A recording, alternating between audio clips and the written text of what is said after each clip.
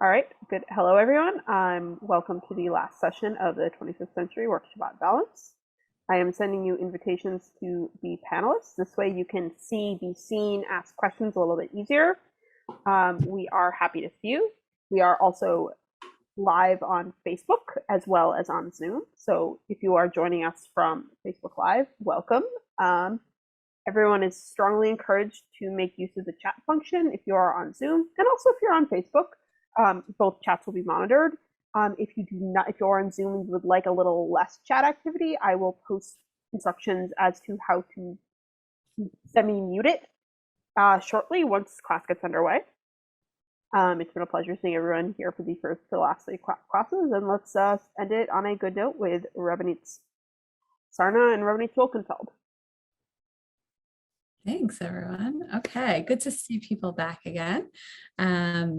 I will just shout out to last week's class, and I hope some of you got a chance to think about automation in your lives. If not, we're going to talk more about that this week, but that was something we started thinking about last week, and I can share. I told Rabbanit Sarna already that I have a follow-up story to last week. I shared that Safari had sent out an email in Israel on Shabbat. So maybe that was a cliffhanger for all of you. Safari subsequently sent out an apology email, and we got a response from someone in Hebrew who wrote, "Don't worry, my computer rests on Shabbat because I turn it off on Friday and then I don't turn it back on. And I don't care that a server sent it out to me when it was Shabbat because I didn't read it till after Shabbat anyway." So that was a very beautiful ending to that story. And you're welcome to share in the chat if you had any reflections coming out of last week. And Rabbanit Sarna, you didn't share a story yet with me. So I have a follow-up, which is that on Friday of last week, I needed to send an email to Australia. And I said to myself, it's Shabbos in Australia. I'm not going to send it. I'm going to wait until Motzei Shabbos. Amazing. So yes, any of your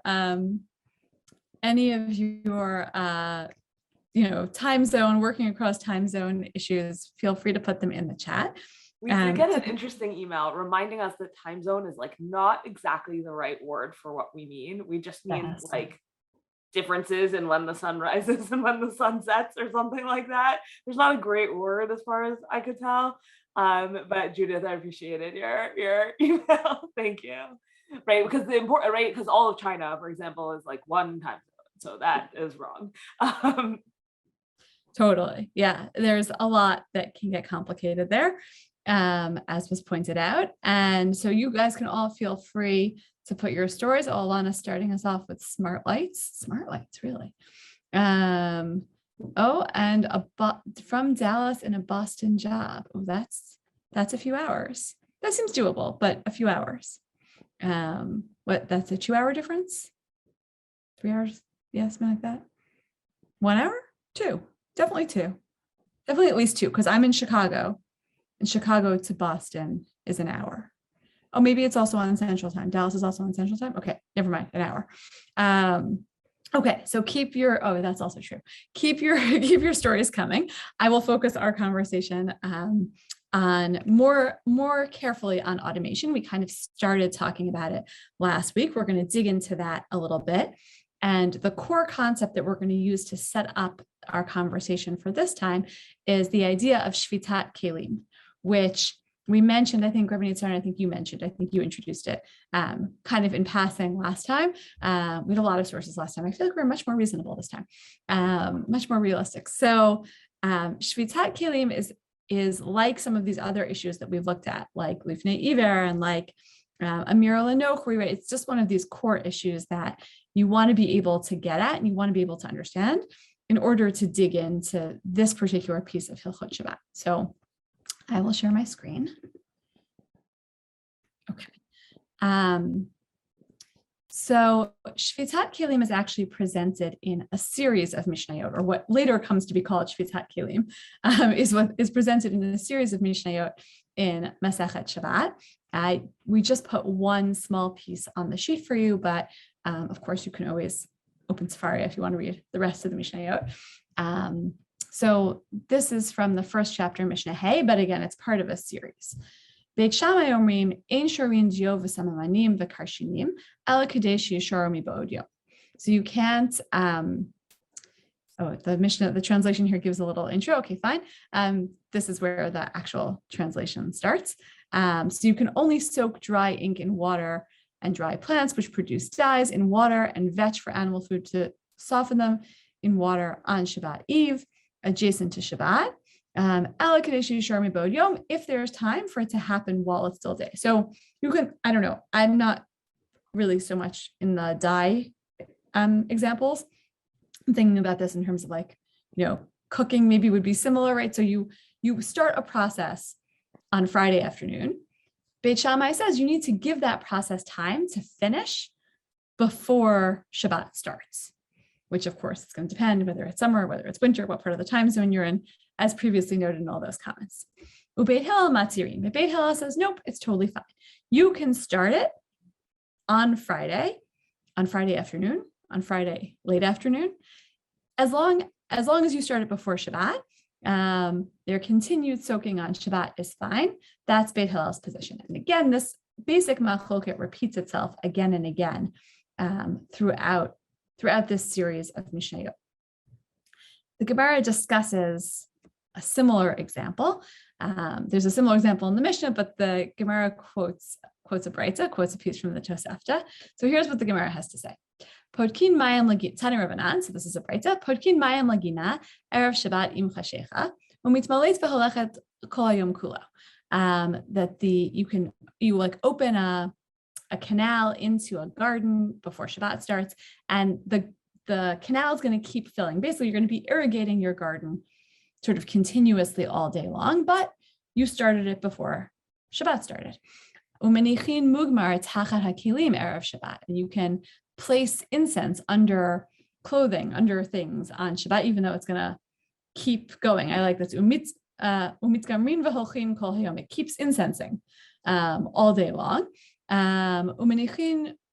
This is supposed to be gofrit tachat hakilim erev Shabbat im chashecha umitgafrin v'holchin kol haShabbat kula. And same with coals. You can put coals or sulfur under things on Shabbat.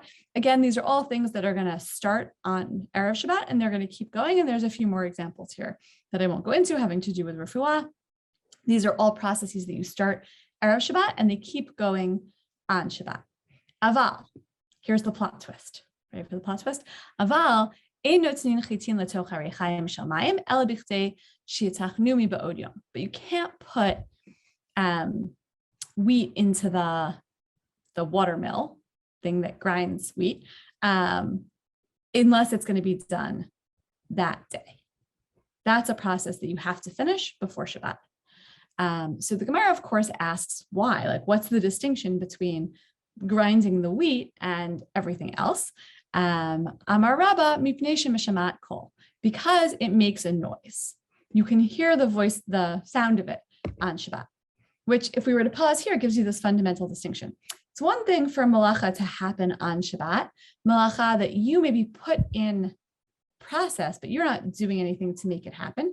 You just put it in process before Shabbat. You can think about your favorite example of this that does not involve incense or irrigating fields, because there are some more modern ones that we'll get to eventually.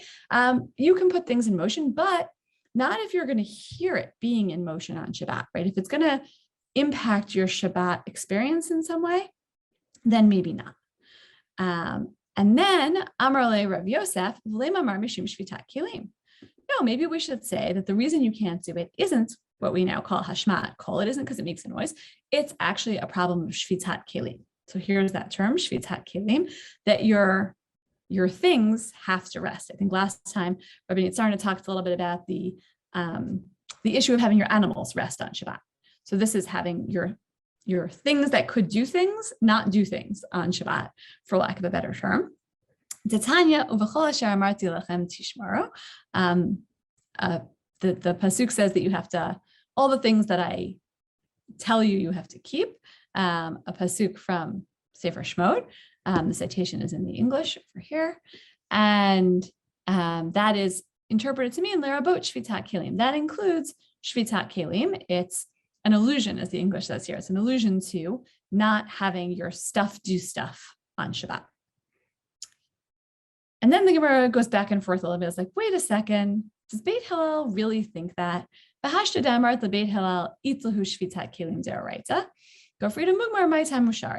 if you really think that Beit Hillel thinks that you can't do Shvitat Kelim, that it's a deoraita, it's right from the Torah. You have to observe Shvitat Kelim. You can't have your things automated to do stuff on Shabbat. Then it doesn't make so much sense. The Gemara says, Mishum Zelo Ka'avid Ma'aseh, because they're not actually doing anything on Shabbat. So pausing at that point, it's like an interesting question. Can you think about things that you set in motion that do things on Shabbat versus things that just kind of exist on Shabbat? I was thinking about this in terms of some of our questions about keeping track of life, right? The things that sort of just keep going on their own versus the things that have some activity associated with them. Anyway, the Gemara goes back and forth a little bit more, and I don't want to spend too much more time on it, but ultimately, after going through a few different examples, the Gemara decides, Man tana shvitat kelim d'oraita beit Shammai v'lo beit Hillel. It's actually the position, and this is where we land, it's actually the position of Beit Shammai, that shvitat kelim is d'oraita. This is still a true story. This is where the Gemara ends up. We assume that shvitat kelim, that not having your things do things on Shabbat, is a position of Beit Shammai. V'lo beit Hillel, and not Beit Hillel. And of course, we generally paskin like Beit Hillel, which would mean that this category of shvitat kelim is really off the table. And the Gemara gets into that a little bit. L'Beit Shammai bein ka'avid ma'aseh bein d'lo ka'avid ma'aseh asur. It doesn't matter whether the thing is actually doing something on Shabbat. You can't put processes in place before Shabbat that can continue to after Shabbat. L'Beit Hillel afal gav to ka'avid ma'aseh shari. And for Beit Hillel, even if it's doing something, it's totally fine. This is the bottom line. However, shvitat kelim doesn't exactly die there. It comes up in halachic literature again and again. We're going to see a little bit of that because, I think, we'll get to it, but I would say, on some level, there is this concern, right? Can you really have your things doing things in an ongoing way on Shabbat? And one example of that, okay, to skip to the modern period, but you've already seen this tshuva a little bit last time. So here's a modern example of that, where we can test this definition of shvitat kelim.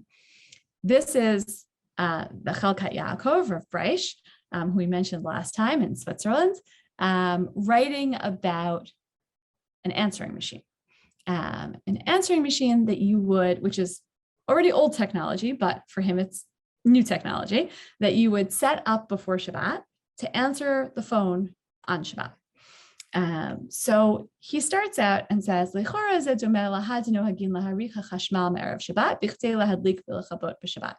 wrote about their smart lights? Oh, that was a Lama, right?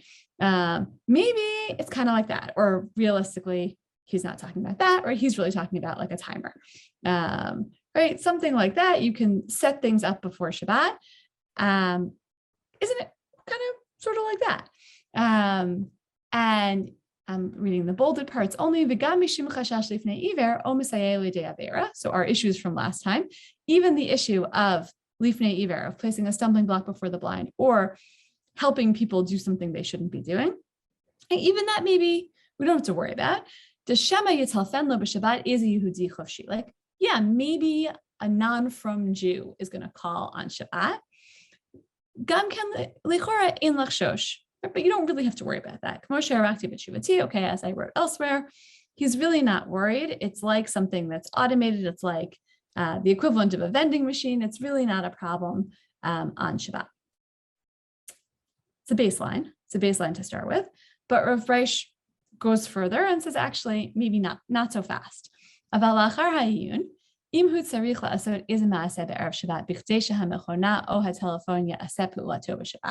If actually you need to do an activity, like a sort of analogous to the Mishnah, where you set the dye to steep, or whatever it is the dye does, or the breita, you open the faucet so the water is flowing. You do have to do some kind of action before Shabbat. So he says, I actually think you shouldn't permit it. It's not like something that's just automated. It's not there all the days of the week. You actually have to do something in order to get it to work on Shabbat. So that's like part one, right? Like part one of his answer, of his actual answer is like, no, not so comfortable with the fact that you have to do something to get it to work on Shabbat. That's different from what you do the other days of the week, right? You have to set it in motion. And then he adds, and this is the part that we'll really focus on for tonight, like aside from this, right? You should be, wise people should be extra careful. At this time when technic is the German term that used to be used before the word technology was a thing. So it's where the word that when we use the word technology, it's where that German word, it comes from that German term. So it's moving forward really quickly. Automat, right? And it's possible that in the future, I think Rabbanit Sarna said last time he foresaw Amazon stores, that you could basically have a store that just works on its own. He describes it in detail, but you've already heard this, right? You could imagine, basically you could have a situation where a store can run, you can keep your business open, all without technically doing any malacha. And he says, if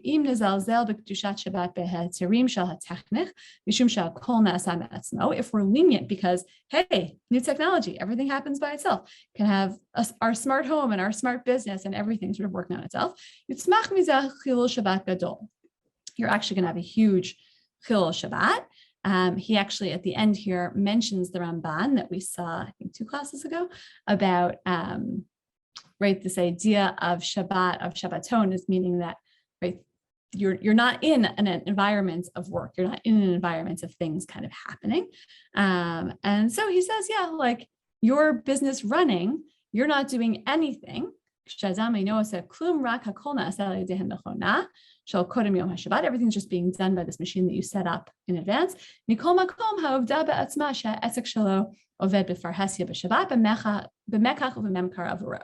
It's identified with you. It's your business. It's running on Shabbat.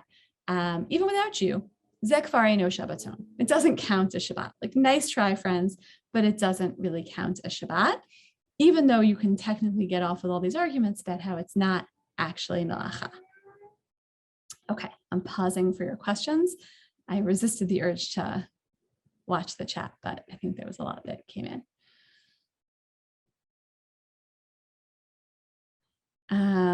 Okay, Alana thinks that the idea that wise people should be extra careful is condescending. That's interesting. I kind of feel it was the opposite of condescending. And it's also like, who is he talking to? Like, right. He's talking about himself. Like, I am the chacham and I have to be careful in what I'm about to say.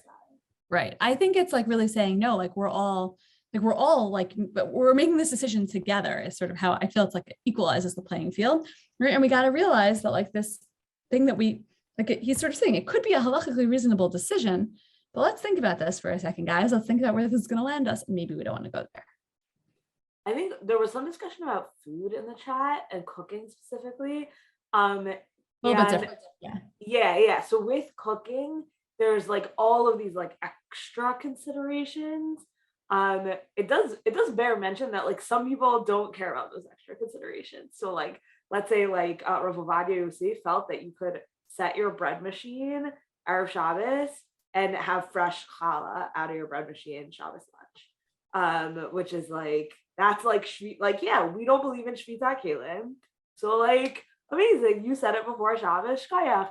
I know lots of people who set their coffee machines as an example to brew coffee for them on Shabbos morning. And we'll get to timers momentarily also. But the flip side of it is like, okay, can I set a timer for my cholet? Like could I set a timer and it would just heat up my food? And that there's all of these like other considerations about that are like food specific that we're not getting into. So right, food is a whole other class. But I'm trying to think of like an old school parallel process that isn't agricultural. Whatever, you can adapt from the cases here. Okay, were there other questions? No. Yeah. Okay. So in terms of like the noise idea applies to presetting TV and radio. That's real. 100%. I mean, that's exactly the conversation. The conversation is a hashma kol, but we know it's a derabanan. So then you get interesting questions like, I am stuck at home alone all of Shabbos because it's COVID, because I am a person who is stuck at home all the time, whatever. I'm very lonely. Shabbat is a very depressing time for me.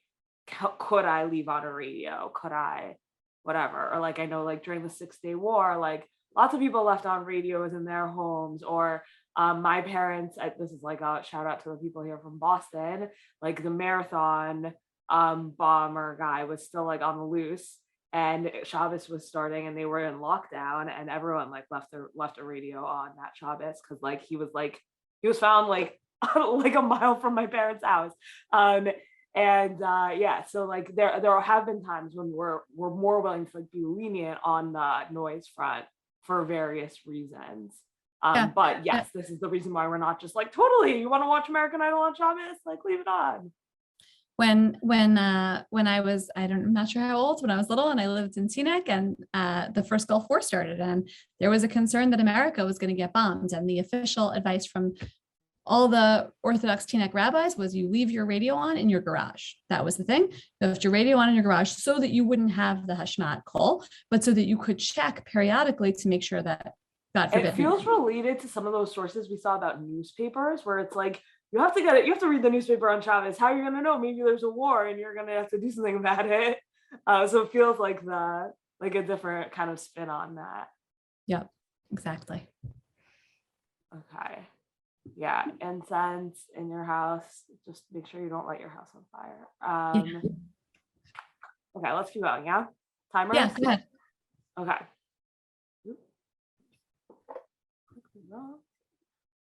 Okay, here we go. All right. So this is a piece of Rav Moshe Tshuva to his grandson Rav Mordechai Tendler, and so he's talking about timers. You're going to hear this and you're going to say, hold on, but I set a timer for my lights every Shabbos. This is a case, Rav Moshe usually wins. Just so you know, like Rav Moshe usually wins. We usually go by Rav Moshe. This is a case where Rav Moshe lost, and like resoundingly lost. But I want you to see what he's saying, because I think what he's saying is very important in terms of like, what is Shabbos? How should poskim and people taking responsibility for Shabbos in these times of automation, in these times where like, what is malacha anyways? How should we be thinking about that? So here's Rav Moshe. He says, "Hine bedavar shal yedei chashmal inyan ha'elektri." So by electricity, efshar al yedei moresh ha'od hanesa l'kach she'amidenu be'erev Shabbat ba'ofen she'etchil levashel machar b'yom ha'Shabbat. So this is him describing, you're going to use a timer and it's going to do like a Torah level violation. So he says, use a timer and it's going to start cooking for you food that is going to go, that will be ready for you like an hour, or that it'll start cooking like an hour before your meal or something like that. And then he says, it's my opinion, pashut sha'asur lahatir, that you cannot permit this. Zaharei al yedei moresho kazah, because by a timer, yechulim la'asot kol ha'malachot b'Shabbat, because with a timer you could actually do everything that's prohibited on Shabbos. Uvechol batei hacharushet, factories, in every factory, la'ein lecha zilzul gadol Shabbat mizeh, and there's no bigger degradation to Shabbos than this, right? That's where he really lays out his cards. He doesn't say it's asur. He doesn't say, I think shvita, I paskin like Beit Shammai and shvita kalim. He says the problem is zilzul Shabbat, and what's going to lead to an automated factory just running on its own. I own a factory that produces water bottles, and all Shabbos long my factory runs without any human involvement. And now all of a sudden I can run my factory 7 days a week. Moshe says there's no greater potential for zilzul Shabbat than that. And my timer in my house is what's going to lead to that, right? So it's a little bit of like a slippery slope argument happening here. וברור שאם היה זה בזמן התנאים והאמוראים, היו אוסרים זה. If timers had existed in Mishnaic and Talmudic times, they would have prohibited it, which is just like a phenomenal line, right? Like I adore that. וכמו שאסרו אמיר לעקום מטעם זה. And this is where he gets to his halachic argument that the same reasons why you can't just ask a Gentile to run your factory on your behalf are why you shouldn't ask a timer Erev Shabbos to cook food for you on Shabbos. And he says, yeah, and actually maybe timers are really prohibited because of Amir La'akum, because of the sources that we looked at some point last week, 2 weeks ago, I don't remember, about giving instructions to a non-Jew last week. The Asru Kol Malacha Hanasi B'Shvil Yisrael Mitzad Mirat HaYisrael, because he says the prohibition of Amir La'akum is like a Jew's going to just tell you to do stuff and then you're going to do it, and then the Jew's going to come to do it because it's going to be done for them on Shabbos. And he says, if you're not allowed to tell a non-Jew to do it, how much more so are you not allowed to effectuate it by something you're doing with your hands? Kol shekein mitzad ma'aseh ha'Yisrael. So that's and the next paragraph is more of his argumentation about Amir La'akum. And then he says again, though, that exact same thing. Aval yesh tam gadol la'asor mitam acher tahaziluta de Shabbat.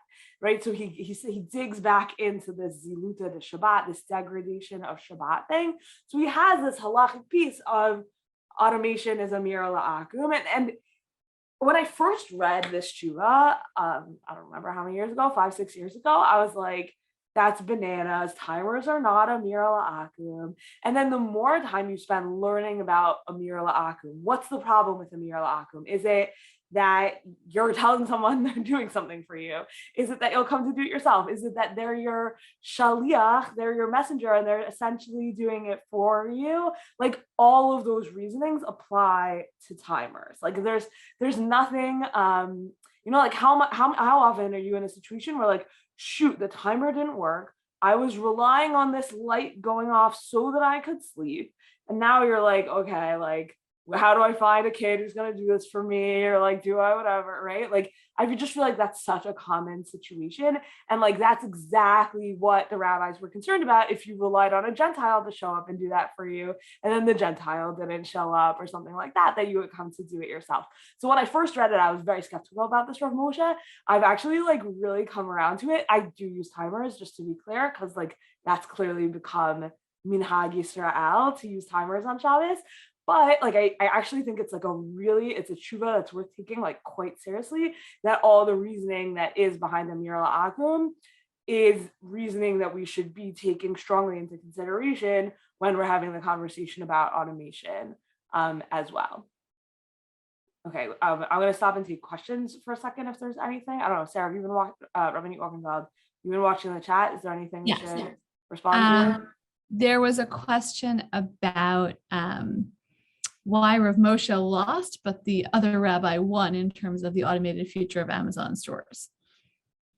Yeah, that's a great question, right? But he didn't exactly win because lots of people use answering machines.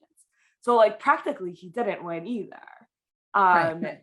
Like the like Beit Hillel camp of like, nope, your stuff can do stuff for you on Shabbos, even when it's electric, like that's really the prevailing thing.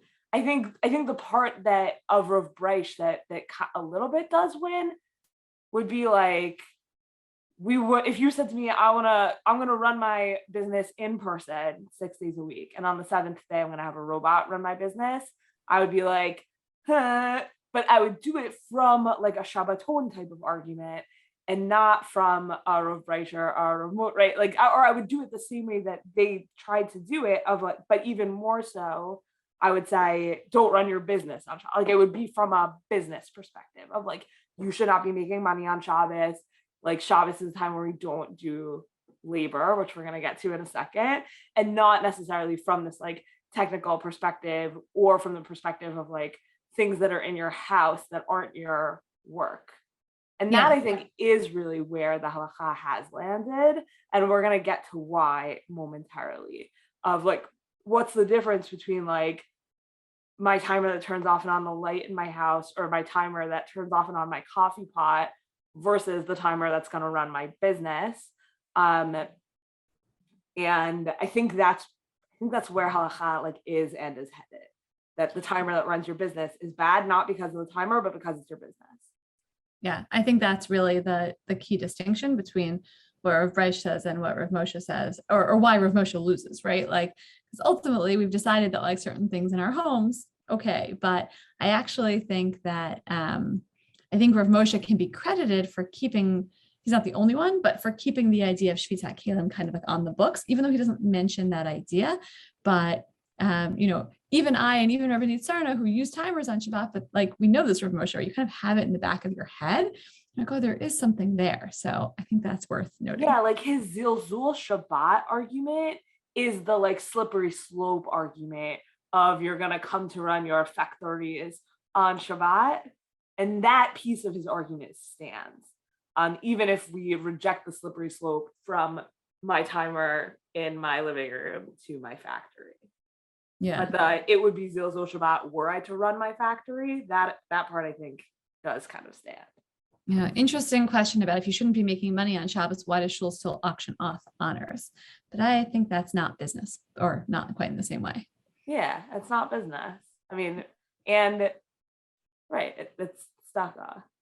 And it's a very ancient custom, right? So like the first time I saw it, I didn't grow up with it. The first time we talked about this in the first class, second class, right? Like the first time you see it, you're like, whoa. And then you dig into the history and you're like, this is a very ancient custom. So it's a little hard to like be hating on it. Okay, let's keep going a little bit here. Go ahead. Unless there's anything else that's been coming in. No, okay. All right. So here's the argument for why this like melacha as professional work is it, or like the thing that's prohibited is professional work. So you can run your timer, but if your timer is running your business, that's a problem. Here's where I want to make an argument for that distinction. And this is not an original argument. Rabbi Linzer makes this argument a lot, which is where I first encountered it. It's not really an original argument to him either, though these are the makorot that he uses to promote that argument.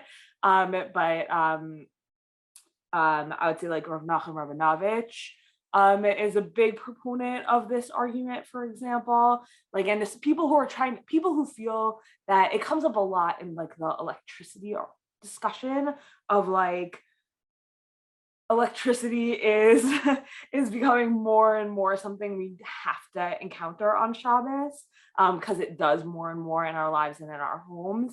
And so like if I'm turning a doorknob and at the same time like something in that doorknob is like changing color or something, does that mean I can't turn the doorknob? Or does it mean like, yes, I can, because like that light that's changing is an LED, it's not generating any heat, that's not making a fire. There's all of that electricity stuff is just about preserving Shabbos, and opening doors is something we do on Shabbos. Whereas if that same electricity were running my business, that would be a problem because we don't do business on Shabbos. So this is where they look to as kind of the origin of that. So this is the classic Mishnah Shabbat of the Avot Melachot. And I'm not going to go through them. If you are not yet familiar with this Mishnah, strong recommend. But the idea in bringing it is just that it'll set up what's to come a little bit. But basically on Shabbat, we have Avot Melachot, which are 39 primary categories of prohibited labor on Shabbat. And then each of these Melachot, each of these avot have subcategories under them. Those are called toledot. And then underneath those subcategories, we sometimes even have, and those subcategories are still Torah level prohibitions of Shabbos. And then underneath those subcategories, you'll have rabbinic prohibitions, sometimes called a shvut, for example, which are like protecting you from violating any of those Torah level ones. So you can think of it as like this 3 levels of a system. It's not exactly that neat, but that's how you can think about it a little bit.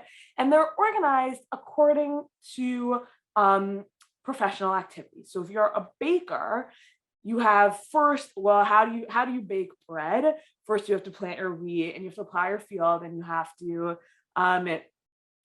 reap your field, and you have to, and then you have to gather the stuff that you reaped, and then you have to thresh it, winnow it, separate it, grind it, sift it, knead it, and bake it, right? So that's the sidura. It's called sidura de pat, the order of making bread. But okay, so that's that, and then we have the next one, which is, okay, I am a weaver, so first I have to get my wool off the sheep, and then I have this whole process by which I turn the wool into thread, and then from turning the wool into thread, I then have to attach that thread to a loom, and then I have to weave it, and then I have and I have to dye it at some point in that process. Sorry, I skipped that one. And then I weave it. And then after I weave it, I also sew a little bit. And maybe I do some tearing in order to sew some other stuff. Okay, and then I have, now I'm a scribe. So I have to first trap, and then I have to take the skin off the thing that I trapped. And then I have to do all of this work to turn that into something I can write on. And then I have to make it, and I have to cut it up. And then now all of a sudden I'm writing on it, and then I'm erasing in order to write more. And now I'm a builder, and I build and I tear stuff down. And then I make fire. So I put stuff out in order to make new fire. And then I finish all my labor by smacking a hammer on something else. And then you have motzi or shoot at the end, which is then after I finished making it, I carried it out of town, or out of my property. So those are the categories of labor, but they're organized into these kinds of professional sets, and we'll see that again in the Yerushalmi soon. But the Uraim has a discussion about how did they decide what counts as work or not. What do they decide? How do they decide what counts as avot melachot? How do they decide? Right, we have this whole mess of prohibited activities that are called melacha, but some of them are avot, some of them are those primary categories, and some of them are toledot. Some of them are these secondary categories. And how do they make that organization? So the Uraim says like this: Amrina de Shabbos Parak Bamet Tomin. So it says in Masachet Shabbat in the chapter called Bamet Tomin, Hani Avot Malachut Keneged Me. These primary prohibited categories of Shabbat, who do they correspond to? Amar Rabbi Chanina Bar Chama Keneged Avodat HaMishkan. So Rabbi Chanina Bar Chama points to the beginning of last week's parsha, points to the beginning of Parsha Vayakel, and where we have 3 psukim about Shabbos, and then we transition straight into building the Mishkan. He says we have the prohibition on melacha there, and he says we learn what melacha is from all the different labors involved in the creating of the Mishkan. Rabbi Yonatan ben Elazar Omer Hayar Rishon ben Yossi ben Lakaya Omer Keneged melacha umelachut shebetorah arba'im chaser echad. We have the second opinion that says count up all the times in the Torah that it says melacha or melachut, and that will get you to 39. So and they're each, you can accept both of these because they're not exactly contradictory opinions. It's like, how did I know how many labors they did in the Mishkan? Oh, well, they did 39 because I got to 39 from counting up the times that melacha appears, and that's how many labors in the Mishkan I went searching for. You could also read them as disagreeing. It's fine. It's either way, however you want to read it. But the Uraim says that, he goes on to say, but there's still this kind of creative process that's being described here on behalf of the rabbis. They know that melacha is prohibited, but they're making these avod and toledot. And how do they decide which is which? The Uraim says, Ra'u chachamim ela hamelachot hadomot. I think there's a missing lamed here. Hadomot la'avodah. So the rabbis looked and said, these are the activities, these are the actions that are similar to work. Hadomehi mikret malacha dichtiv melachat avodah lo tasu. So work that is close to, melachot that are, activities. Okay, sorry, I'm butchering this translation. Activities that are similar to work, those are the ones that are called melacha, and we know that melacha and avodah go together because we have this verse, melachat avodah, don't do melachat avodah, don't do laborious work. V'amrinan ilu henshek pida Torah. We have to say these are those that the Torah was strict about them. Because the verses were only given to the sages,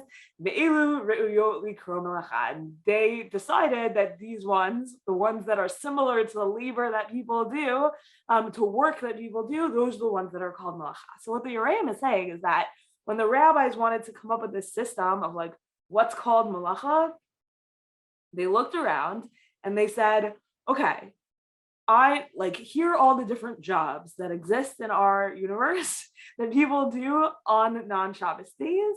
That's what we're going to call malacha. Like that's how the Yereim is describing it.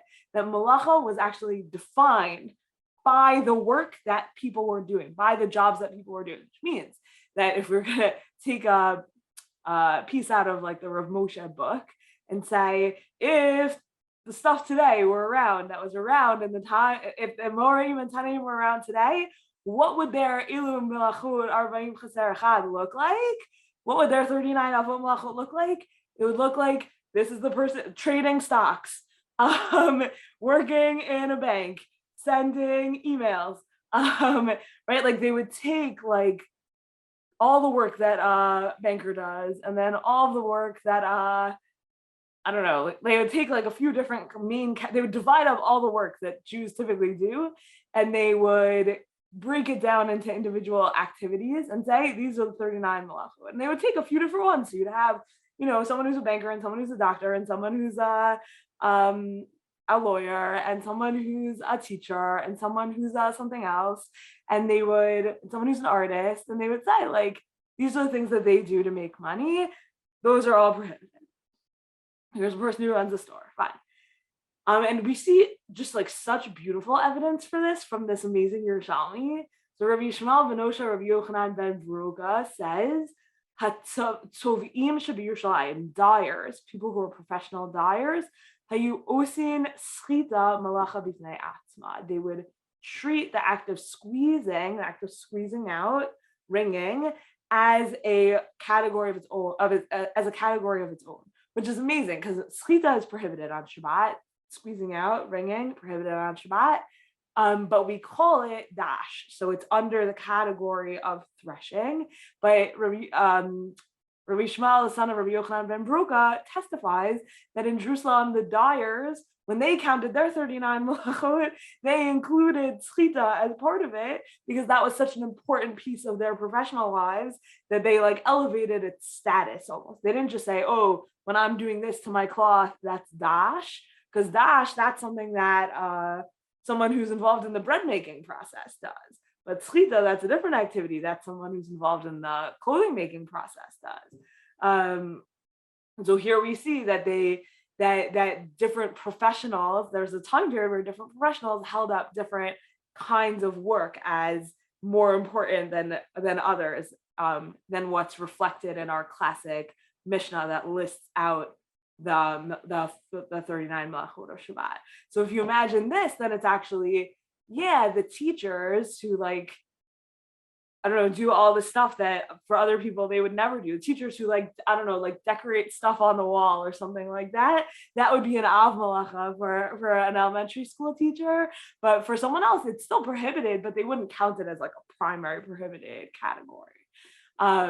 Whereas for them, because that's like a normal part of their in between classes is hanging stuff up, that would be like a main thing that they would think about as not doing that on Shabbat.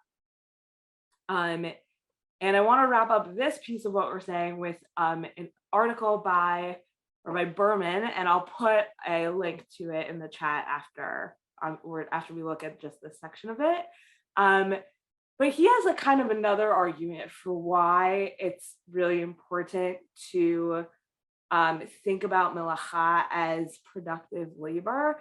And his argument is that that's really what Shabbos is about, says Roy Berman. So Roy Berman says anytime he has this like big, someone once said to me that like the like previous generation, I mean, obviously Roy Berman's still alive and writing and thinking and all that, but what his generation, they like these like big picture ideas about Judaism, and now everyone like does these narrow things. So one of Rabbi Berman's big picture ideas that he really spells out in this article is that when you have things that are temporarily prohibited. So not pork would be something that's always prohibited.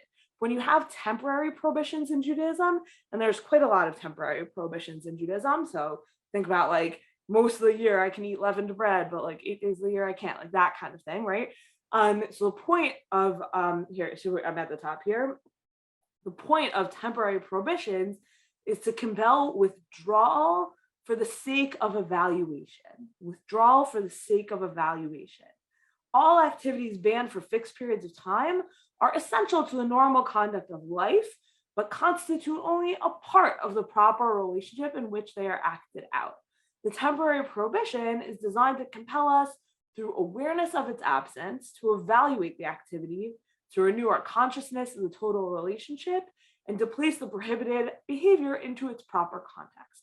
So any behavior that has a temporary prohibition associated with it, that behavior is just one piece of like the good life.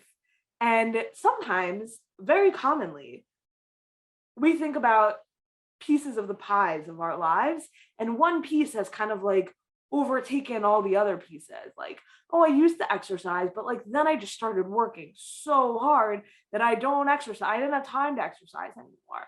Or like I used to sleep, but I don't, whatever. And so he says, when we prohibit something, that helps us evaluate, is it taking up the right size of the pie of my life? And then he says, okay, let's think about Shabbat and our relationship with productive activity. And he says in contemporary society, productive activity is extremely important, not just because of the output. It's not just like society needs clothes, I make clothes, how important, but actually a non-productive citizen is not only a failure in societal terms, like someone who doesn't have a job, we think poorly of that person, but he is also psychologically injured person, lacking a sense of identity, which seemingly only being productive would provide for him. So, and then he goes on to give examples of like when you meet someone, the first thing you find out about them is like, oh, what do you do? Oh, you're a doctor this. Oh, you're just a mister. Oh, but you're actually a lawyer. Okay. Right. That our like obsession with like, what is your profession? Is very, very strong. And what that means then, the implications for someone who doesn't have a profession or is out of work or is transitioning, or even sometimes in our times, like stay-at-home moms sometimes experience this as well. That's sort of like, oh, I'm supposed to have a profession. Being a mom isn't enough for anyone, something like that. It has this, he has a great, I think the language of psychological injury is really strong, but probably also warranted. And so then he says, what's the point of Shabbos? Remember that the productive piece of yourself is only one piece of the puzzle. So it can lead to the recognition that productivity is only one aspect of identity, which must be properly placed within the total relationship of the individual himself. But this consciousness does not imply a withdrawal from thinking about productivity, right? It's not that on Shabbos we don't, the fact that we're not doing malacha means we can't think about the fact that humans do malacha. He says the opposite. If anything, the consequence should be an intensive grappling with the question of what the proper role of productivity is within the broader identity of the individual. And he, as an example of this, he suggests elsewhere, like some people think like, oh, I'm fasting on Yom Kippur and then I spend the whole day thinking about food and that's terrible. But he says, no, the opposite. You're spending the whole day thinking about food. That's really good. Put some thought into like, does food take up a unusual or like unwarranted amount of space in your consciousness? Like the fact that you're not eating on Yom Kippur is a time to think about the space that food takes up in your life. And then he suggests, writ large, the question becomes whether the Jewish community, as a result of its communal experience of Shabbat, becomes better able to value people and honor them for their quality as Jews and as human beings without making their productivity the central measure of quality. He says Shabbat is an opportunity for us to challenge ourselves to see people as people with all sorts of other traits and values and qualities beyond their professional activity. The fact that we don't do our professional activity at least one day a week is super important, because that's when we remember that we're humans outside of our professional activity, and that's extremely important, says Red Berman. So he says, yes, Shabbat is all about refraining from our professional activity, just like the dyers in Jerusalem said, yes, like, and here's this prohibited piece of our activity, and we want to like really raise that up, call it an av malacha, because we don't do this stuff on Shabbos. And Rabbi Berman says, yeah, we don't do it on Shabbos, and here's why: because your professional activity isn't your whole everything about you, and that's a super important piece of Shabbos. Okay, I think there was a lot of discussion. Definitely some questions. Mostly clustered. Let's see. Working, I think, scrolling up and then working down. I think Abby and Adam had some concerns about the idea that the authority is given to the rabbis to determine the rules. And how does that work? Oh, it was just Adam. Sorry, your names are together. Is the Uraim saying that Chazal had the authority to decide which 39 activities are the categories of melacha, or is he saying that Chazal had the authority to decide what is or isn't melacha at all? If the latter, why are we deriving them from the Mishkan? And then, like, okay, if it's not literal, which of the 39 did they downgrade? Yeah, well, that's a great question about like how does Torah work. I think you could read the Uraim in multiple directions. Some ways that are like very like traditional would be like, no, like all he's saying is that like we knew it was all malacha. It was just they decided what's an av and what's a tolda. That would be like a very easy way to read it. Or you could say, no, I mean, and I think the more straightforward read of the Uraim is that they sat down and said, okay, like what is work? Cool. Which like when you read the Torah and then if you just read the Torah and then you read the Mishnah, you'd be like, I don't understand how this got here. And I don't understand how we arrived at this. And that's, I think, what the Uraim is trying to like bridge. And they're saying, yeah, there was like a lot of rabbinic action involved there. But certainly you can read it in lots of ways. And there are ways that are more and less comfortable to read it. I definitely agree on that front. Alana called the fasting analogy before you even got there in the text. So I gave her a shout out. Ozzy says that if Rav Asher Weiss feels that something's forbidden on Shabbat but can't figure out why, he puts it under the category of Makeh B'Patish. Okay, I feel like that's a topic for another. Not the only one, yeah. Yeah, exactly. I was gonna say that's a topic for a whole other shir, like all the. What is Makeh B'Patish and how do things discuss? When you have a hammer, everything is a nail. I was going to say something similar, like, yeah. We'll call that class If I Had a Hammer.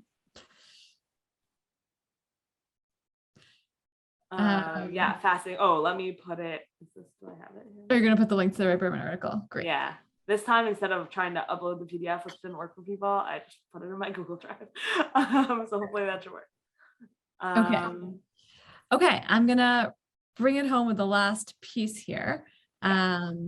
Wait, I'm going to share my screen again.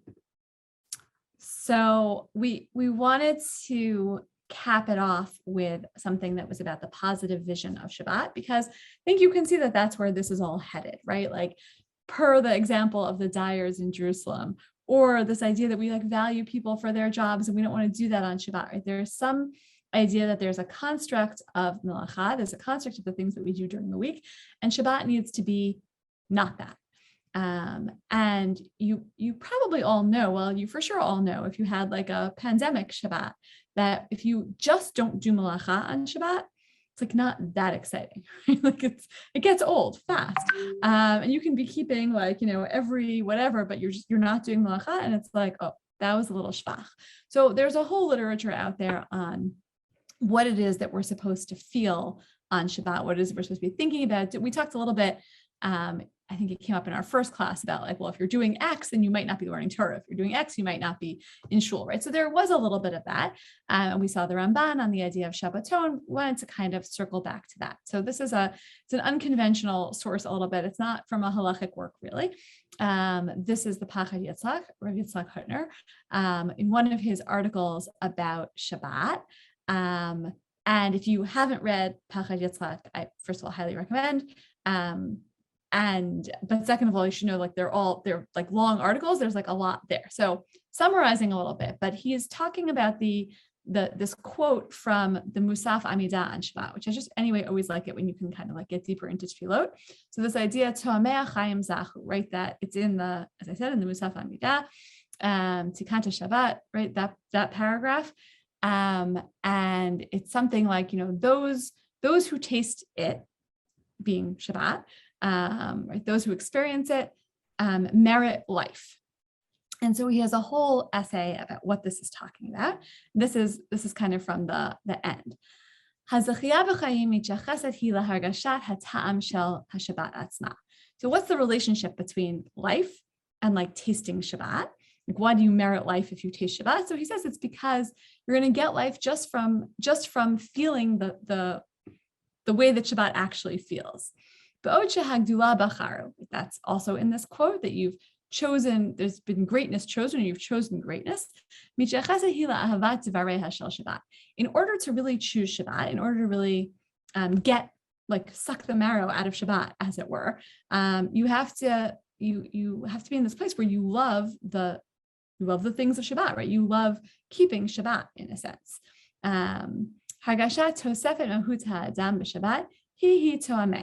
So he's referencing this idea that you get an extra neshama on Shabbat. Perhaps you've heard this idea. Everyone gets an extra soul on Shabbat. And he says, that's the essence of Shabbat. And that's what it is you're feeling. You're feeling more you-ness on Shabbat. I think that really goes along nicely with Rabbi Berman's idea that like you're sort of not distracted by the externals. You're more about who you are. That's the blessing of Shabbat, is feeling more of your selfness. That is actually the essence of Shabbat. That's sort of what it means, he's saying, to have a neshama yetera. Okay, he said that already. He repeats himself sometimes.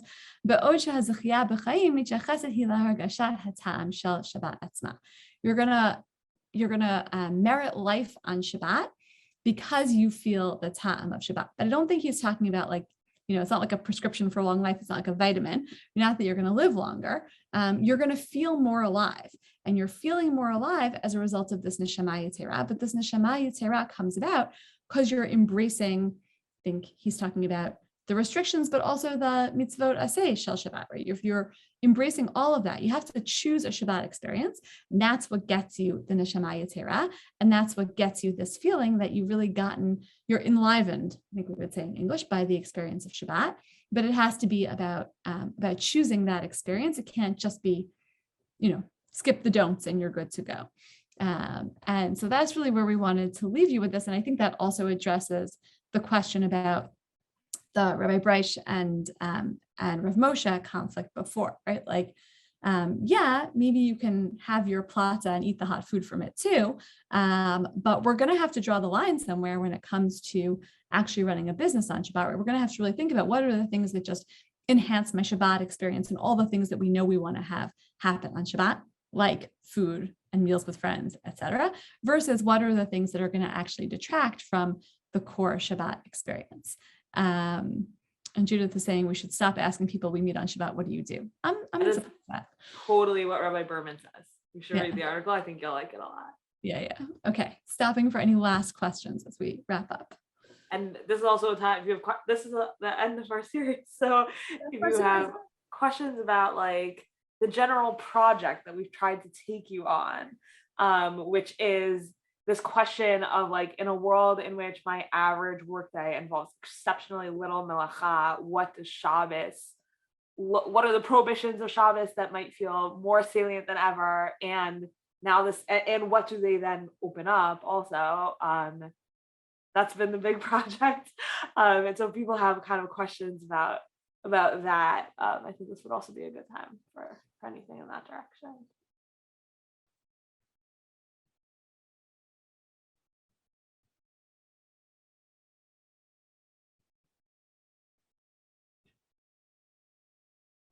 Yeah, a lot of nice ideas in the chat. So the Osset family said, maybe we shouldn't identify what people do as their jobs all 7 days a week. For sure. Yeah. You also, I don't know, do like Bikur Cholim or talk to your friends or read great works of literature. And like, that is also something that you do.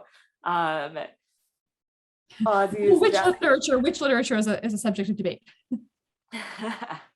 Right. No, but you do it the other days. Oh, right. Oh, the other day, right. Sorry. I thought you said on Shabbat. Yeah. The final hammer blow has to do with achieving mastery over something. Shabbat is showing that we don't have that mastery. I think that's a really strong read as well. Right. What did you cook for Shabbos? That's right. Lots of good Shabbos icebreakers. Right. What did you cook before Shabbat started? Yeah. But I do think that the Rabbi Berman piece is a great. Ilana, are you looking for an invite? Ilana's a great cook. I do think that the challenge of like separating Shabbat and using Shabbat as this moment to separate from our professional lives, particularly when so much of what we do professionally are things that we end up doing on Shabbos also, actually refraining from like discussion about our professional lives as maybe a way of living out Davar Davar, some of the things that we've talked about here, could be a really meaningful addition to our Shabbos. That was sort of what prompted us to teach this class, was all the work from home. All the work. The recipes, but not the measurements. Yeah. Yeah, for sure. Leave them guessing. Don't share that on Shabbat. Okay. Any last words, Rabbinit Wolkenfeld? No, this has been super fun. I'll give a shout out to Drisha, thanking you, Rabbanit Sarna and Kayla, for making this class happen. And it's always super fun. And I'm not so up to date, but I know that Drisha has a million other great classes now and always. So you should check those out. Yeah, I think Kayla's going to tell you about them right now. We have 2 classes coming up soon. Starting this week on Thursday, we have a new class from 8 to 9 p.m. Eastern Time, The Invention of the 7-Day Week with Dr. Ezra Zuckerman Sivan. And in this current time slot on Wednesday at 8 p.m., we will have Dr. David Svi Kalman starting his class, Working Knowledge, Labor in Jewish Thought, next Monday. You can find more details about this class, as well as links to sign up, on our website at drisha.org/classes.